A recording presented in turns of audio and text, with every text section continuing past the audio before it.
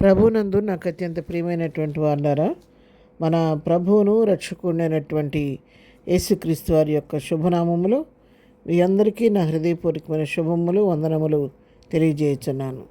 ఉదయకాల సమయంలో దేవుని వాక్యాన్ని ధ్యానం చేసుకుందాము. ఈరోజు వాక్య ధ్యానము కొరకు మనం తీసుకున్నటువంటి లేఖన భాగము న్యాయాధిపతుల గ్రంథము 6వ అధ్యాయము 23వ వచనం చదువుకుందాం. అప్పుడు యెహోవా నీకు సమాధానము, భయపడకము, నీవు చావని అతనితో సెలవిచ్చెను. ఆమెన్. దేవుని నామమునకు మహిమ కలుగును గాక.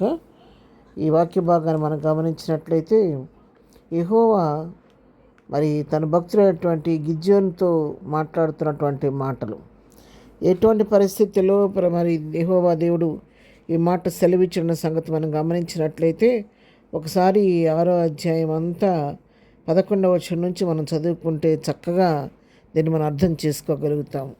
ఇక్కడ జరిగినటువంటి పరిస్థితి ఏంటంటే, యెహోవా దూత వచ్చి మరి మస్తకి వృక్షం క్రింద కూర్చొని ఉన్నాడు. కూర్చొని అక్కడ ఏం చేస్తున్నాడంటే, మిద్యానీయులకు భయపడి వాళ్ళకి మరిగై ఉండి అక్కడ గానుగు చాటు నుండి గోధుమలు దొల్లగొట్టుకుంటూ ఉన్నాడు గిద్యోను.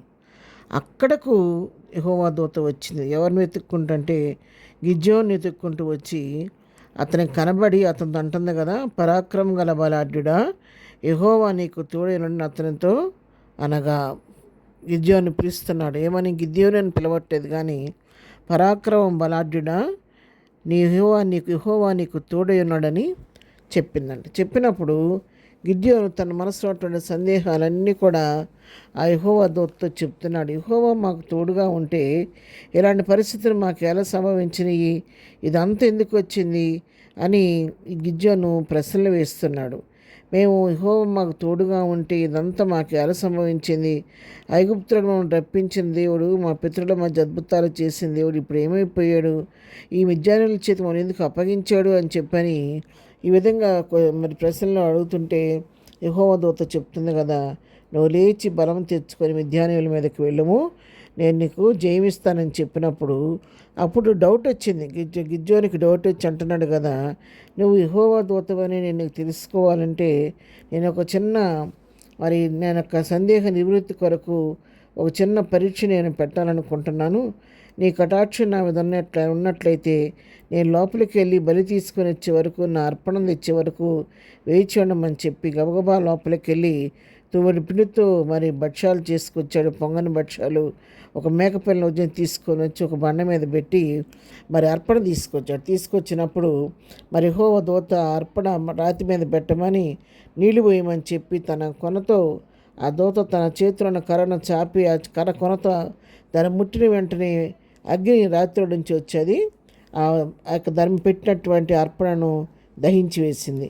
అప్పుడు యెహోవా దూత అని చెప్పని గిద్యోను తెలుసుకొని అంటున్నాడు కదా, యెహోవా దూతని తెలుసుకొని ఆహాహా నా ఏలినవాడ యెహోవా, ఎందుకే కదా నేను ముఖాముఖిగా యెహోవా దూతను చూచిత్ర నేను అంటున్నాడు. కానీ చాలా హృదయంలో భయపడిపోతున్నాడు. అమ్మో, నేను యెహోవా దూతను చూచాను, నాకు మరణం సంభవిస్తేమో, నేను బ్రతకనేమో, ఎందుకంటే దేవుని చూచి బ్రతికిన నరుడు ఎవడు కూడా లేడు కాబట్టి భయపడిపోతున్న సమయంలో దేవుడు గిద్యోనుతో చెప్తున్న మాటలు.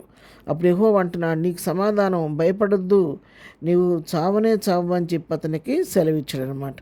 ఈ విధంగా గిద్యోను దర్శించిన దేవుడు తనకున్న సందేహాలను నివృత్తి చేసి తను అడిగిన క్వశ్చన్స్ అన్నిటికీ ఆన్సర్ ఇచ్చిన తర్వాత తను తెచ్చిన అర్పణ అంగీకరించి తనకు తానుగా యెహోవా దూతనని తన యెహోవానని బయలుపరుచుకున్నటువంటి సందర్భంలో మనం బ్రతకననుకున్న సమయంలో కూడా ప్రభువు అతను బలపరిచి ధైర్యపరచడం చూస్తా. తదుపరి గిద్యోన్ని బలపరిచి అతను నూతన శక్తి ఇచ్చి మరి ఎట్లా చేయాలి, యుద్ధంలో నేర్పడతనం అనుగ్రహించి మిద్యానీయుల మీద జయించినట్లుగా మనం చూస్తున్నాం. ఉదయకాలం పిల్లారా, ఆ గిద్యోను దర్శించిన దేవుడు నన్ను దర్శించడానికి సిద్ధంగా ఉన్నాడు. మనము కూడా మరి గిద్యోనులాగా రకరకాల ఆలోచనలతో పూర్వం జరిగిన పరిస్థితులను తలపోసుకుంటూ ఇప్పుడు దేవుడు విడిచాడని అనుకుంటున్నామేమో, దేవుడు విడినాడని చెప్పి అనుకుంటున్నామేమో, సమస్యలను బట్టి కురిగిపోతూ ఉన్నామేమో ఒకవేళ. కానీ ఉదయకాలం ప్రభు నిన్ను పిలుస్తున్నాడు.